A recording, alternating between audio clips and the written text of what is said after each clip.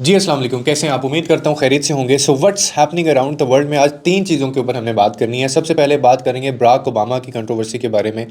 बाहर social media और news, international news जो है वहाँ पे एक धूम मची हुई है और एक कंट्रोवर्सी चल रही है बराक ओबामा और उनकी जो वाइफ हैं मिशेल ओबामा, उनको लेके कि उनके सेपरेशन डाइवोर्स की खबरें हैं और उसको जेनिफर एनिस्टन के नाम से क्यों जोड़ा जा रहा है, उसकी हकीकत आपको आज की वीडियो में बताऊंगा। दूसरे नंबर पर बात करेंगे, एक खुशखबरी है कि जो सीज फायर एग्रीमेंट हुआ था उसकी पहली डेवलपमेंट सामने आ गई है, उसमें क्या हुआ है गजा की तरफ से, और दूसरा जो इसराइल की तरफ से क्या हुआ है, इन दोनों में क्या है, वो सारे आपके सामने डिस्कस करना है आज। और तीसरे नंबर पे बात करेंगे एक ऐसी न्यूज़ की जो बाहिर हमारे लिए ठीक नहीं है कि डॉक्टर आफिया सिद्दीकी को लेके बड़ा चर्चा हो रहा था और एक फैसला आना था, वो फैसला भी आ गया है। अब वो किसके हक में है और आगे उसका क्या फ्यूचर है, इसके बारे में बात करेंगे। So let's get started. और अब सबसे पहले बात कर लेते हैं डॉक्टर आफिया सिद्दीकी केस के बारे में कि इसमें ये केस था क्या और ये केस किन्होंने फाइल किया था। तो उसकी डिटेल्स में मैं आपको सबसे पहले ये बता दूं कि ये केस डॉक्टर आफिया की जो बहन है डॉक्टर फौजिया सिद्दीक, उन्होंने ये फाइल किया था, जिसके अंदर उन्होंने अपने लॉयर इमरान शफीक जो एडवोकेट हैं उनके जरिए कोर्ट से मदद की अपील की थी। और सुनवाई के दौरान इमरान शफीक ने एक और शॉकिंग बात डिस्क्लोज की और वो ये थी कि उन्होंने कहा कि सिर्फ मर्सी पिटीशन रिजेक्ट नहीं की गई है बल्कि यूएस ने पाकिस्तान के साथ जो प्रिजनर एक्सचेंज का एक माहिदा था, जो एग्रीमेंट था, वो भी उन्होंने मना कर दिया और वो मंजूर भी हो गया कि हम किसी किस्म की जो प्रिजनर एक्सचेंज वाली कोई डील है वो पाकिस्तान के साथ हम नहीं करेंगे। अब सुनवाई में जो डॉक्टर फौजिया और उनके यूएस बेस्ड लॉयर हैं सिविल स्मिथ, वो भी वीडियो लिंक के जरिए इसमें शामिल हुए थे और साथ ही एडिशनल अटॉर्नी जो जनरल है वो भी कोर्ट के अंदर मौजूद थे। और कोर्ट को ये भी बताया गया कि मिनिस्ट्री ऑफ फॉरेन अफेयर्स ने अपना रिपोर्ट जमा करवा दी है जिसमें उन सवालों के जवाब थे जो कोर्ट ने पूछे हुए थे। ठीक है, अब होता यह है कि एक और चीज़ जो बड़ी इसमें डिस्टर्ब है वो ये है कि पाकिस्तान के यूएस एम्बेसडर ने डॉक्टर आफिया का जो केस है उनसे रिलेटेड या उसके हवाले से उन्होंने कोई भी मीटिंग अटेंड नहीं की। और जो जस्टिस सरदार एजाज इसहाक खान है उन्होंने गुस्से और अफसोस का इजहार करते हुए कहा कि अमेरिका हमें हमारी औकात दिखा रहा है। ये उनके अल्फाज थे। उन्होंने कहा कि अमेरिका हमें हमारी औकात दिखा रहा है और ये बात दिल को उनके बड़ी छू गई है कि उन्होंने मतलब ये किया किसने, जो बाइडन ने किया। और उन्होंने ये भी उसके अंदर बताया कि ये जो मामला हुआ है या जो अपील उन्होंने रिजेक्ट की है, ये जो बाइडन जो एक्स प्राइम मिनिस्टर थे, फॉर्मर प्राइम मिनिस्टर थे डोनाल्ड ट्रंप से पहले, उन्होंने रिजेक्ट की थी। और उन्होंने इस चीज़ को भी मेंशन किया, उन्होंने कहा कि उन्होंने अपने बेटे की सेंटेंस तो उसको कैंसिल कर दिया जब ये इस तरह के फैसले कर रहे थे, लेकिन डॉक्टर आफिया सिद्दीकी का जो मामला था उन्होंने उसके ऊपर कोई भी मर्सी शो नहीं की, उन्होंने उसके ऊपर हमें कोई भी रिलीफ नहीं दिया। और ये बड़ी उम्मीद थी पाकिस्तानियों को कि शायद कोई फैसला आ जाएगा, कोई जवाब आ जाए, या शायद वो पाकिस्तान लाने के लिए या पाकिस्तान एक्सचेंज प्रिजनर एग्रीमेंट के तहत डॉक्टर आफिया सिद्दीकी को यहाँ पे ले आए, लेकिन ऐसा भी नहीं हो सका। और ये बड़ी अफसोसनाक खबर है। कोर्ट के अंदर कहा जाता कि बड़ी अजीब सी खामोशी थी क्योंकि हर शख्स के दिल में एक सवाल उठ रहा था कि क्या हमारी आवाज़ कभी सुनाई देगी, क्या हमारी हुकूमत डॉक्टर आफिया के लिए कुछ कर भी रही है या नहीं कर रही। और ये भी सामने आया कि जो MOFA यानी मिनिस्ट्री ऑफ फॉरेन अफेयर ने कोर्ट को इन्फॉर्म किया कि प्राइम मिनिस्टर ने 13 अक्टूबर 2024 को प्रेसिडेंट जो बाइडन को लेटर भी लिखा था इसी से रिलेटेड, डॉक्टर आफिया सिद्दीकी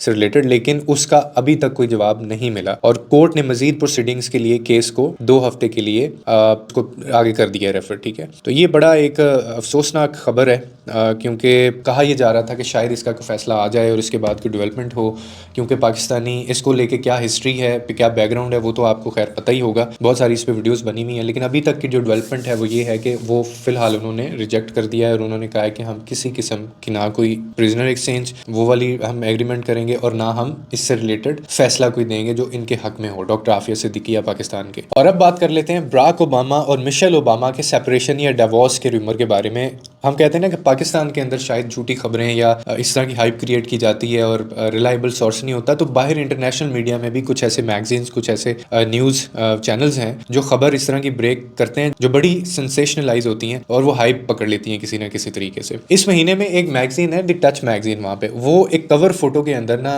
वो लिखता है कि what is the truth about Jen and Barack Obama. अब जेनिफर एनिस्टन की आपने मूवीज़ देखी होंगी, हॉलीवुड की एक्ट्रेस हैं, उनको जोड़ा जा रहा है बराक ओबामा के साथ। और र्यूमर्स ये हैं कि मिशेल ओबामा और बराक ओबामा इनकी सेपरेशन हो गई है। और ये कैसे हाइप इस खबर ने पकड़ी कि कुछ चीज़ें ऑब्जर्व की जा रही थी। अभी इनैगोरेशन भी था, इससे पहले भी बराक ओबामा जो फॉर्मर प्रेसिडेंट हैं यूएस के, तो देखा गया कि उनकी जो वाइफ है वो उनके साथ नज़र नहीं आई। तो लोगों ने ये कहना शुरू कर दिया कि लगता है इनकी सेपरेशन हो रही है और एक दो जगह के ऊपर वो इकट्ठे नज़र भी नहीं आए। और जब पूछा भी गया तो उस पर उन्होंने कुछ अच्छा रिस्पॉन्स नहीं दिया। मैरिटल अफेयर्स या उनकी जो मैरिज को लेके काफ़ी ज़्यादा डिसएग्रीमेंट शुरू हो गए। और अब ये हाइप इस खबर ने तब पकड़ी जब एक बड़ा अच्छा मैगजीन है उसके बाकायदा कवर, उसके अंदर एक जगह पे बराक ओबामा की कवर फोटो लगाई गई और एक जगह पे जेनिफर एनिस्टन की, और लोगों ने इसके ऊपर बाकायदा हैशटैग्स चलाने शुरू कर दिए, जिसके ऊपर मिशेल ओबामा का भी रिस्पॉन्ड आ गया और उन्होंने कहा कि ये जो खबर है इससे मुझे कुछ ज़्यादा फ़र्क नहीं पड़ता क्योंकि ये बहुत छोटी खबर है। और उसके बाद बराक ओबामा ने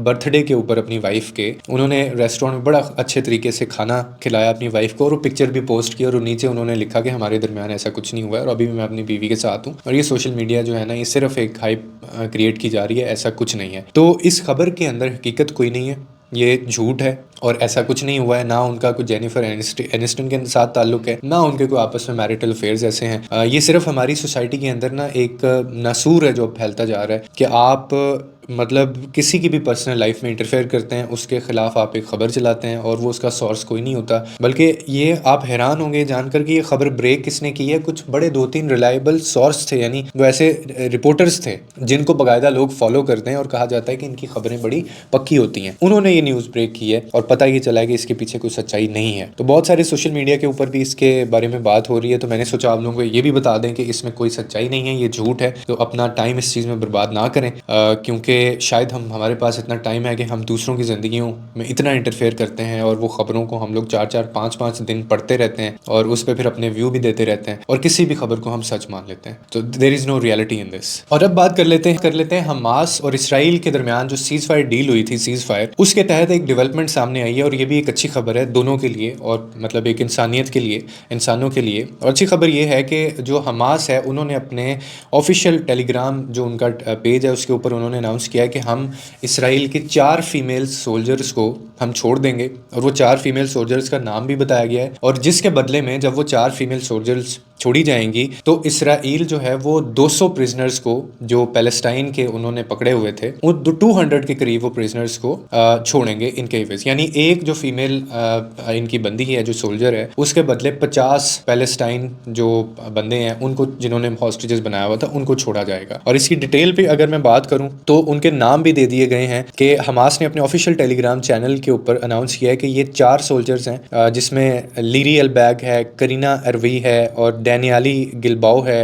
नमा लिवी है, इनकी उम्रें भी बताई हुई हैं। इन सबको 7 अक्टूबर 2023 को वहाँ से छोड़ा जाएगा आर्मी बेस से, गजा के बॉर्डर से इनको पास किया जाएगा हॉस्टेजेस को और इसके बदले में 200 पैलेस्टाइन प्रिजनर्स को आज़ाद करेंगे। एग्रीमेंट के मुताबिक हर एक फीमेल सोल्जर के बदले 50 पैलेस्टाइन डिटेनीज को छोड़ा जाएगा। और अगर सब कुछ प्लान के मुताबिक हुआ तो इस वीकेंड के बाद हमास अब तक 33 हॉस्टेजेस में से 7 को रिलीज कर चुका है जो पहले फेज का हिस्सा है। ये पहला फेज टोटल 6 वीक्स चलेगा, लेकिन एक और जो खौफनाक बात है वो ये है कि इन हॉस्टेजेस में सबसे जो सबके अलाइव होने का यकीन नहीं है, हो सकता है उसमें से कुछ मारे भी जा सकें। तो एक्सचेंज की जो करंट सिचुएशन है, अब तक इसराइल ने 2000 से ज़्यादा पैलेस्टाइन डिटेनीज को छोड़ दिया है और ये बहुत बड़ी बात है, यानी उनको छोड़ दिया है जिनका कोई उम्मीद ही नहीं थी जिनकी ज़िंदगी में। और ये सिर्फ शुरुआत है, अगर सीज फायर एग्रीमेंट अपने फुल फेज तक ये चलता रहा तो इंशाल्लाह ये बहुत आगे तक जाएगा और इसका जो एंड है वो एक अच्छे नोट के ऊपर होगा। ये मैं बात कर रहा था कि जो लोग इस चीज़ पे कह रहे हैं ना कि जी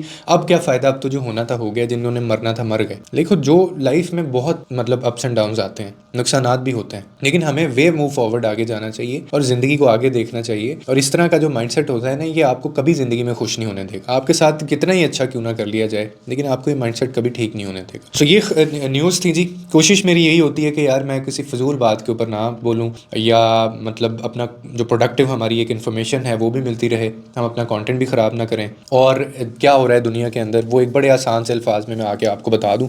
ये जो खबरें मैं आपको दे रहा हूँ ना इनके ऊपर बाकायदा आर्टिकल्स लिखे होते हैं, तो ये मुझे वीडियो बनाने के लिए ना 3 से 4 टॉपिक सेलेक्ट करके जब मैं बनाता हूँ तो मुझे वो सारा पढ़ना पड़ता है और पढ़ के फिर मुझे समझना पड़ता है, ठीक है। तो फिर वो मैं आपके सामने लेके आता हूँ और मुझे बड़ी खुशी होती है जब आप लोग इस कॉन्टेंट को अप्रिशिएट भी कर रहे होते हैं और इंशाल्लाह इसमें हम इम्प्रूवमेंट लाने की भी इसमें कोशिश कर रहे हैं। आप लोगों के कॉमेंट्स भी मैं पढ़ता हूँ और आप लोगों की मोहब्बत का भी बहुत शुक्रिया। बाकी एक और मेरा इंटरव्यू एक फुल रिकॉर्ड हुआ है ऑलमोस्ट 1 घंटे का, जिसके अंदर वो लोग जो मेरी लाइफ के बारे में नहीं जानते हैं या मुझे प्रॉपरली उमर ताहिर को नहीं जानते हैं तो वो भी हमने कम्युनिटी के अंदर वो पोस्ट किया हुआ है। मैं उसका लिंक भी आपको दे दूंगा और आप वहां से जाके, या आई बटन के अंदर भी आ रहा है, इसको क्लिक करेंगे तो ये आपको वहां पे ले जाएगा, वो वीडियो डायरेक्ट चल जाएगी। तो उसमें बड़े कंट्रोवर्शियल सवाल मेरे से पूछे गए हैं, वो मैंने सबके जवाब भी दिए हैं, तो आप वो वीडियो भी जाके देखें और इंशाल्लाह आपके सामने फिर नई वीडियो के साथ हाजिर होते हैं। अपना ख्याल रखिए और लोगों के लिए आसानियां पैदा करें, रब आपके लिए आसानियां पैदा करेगा।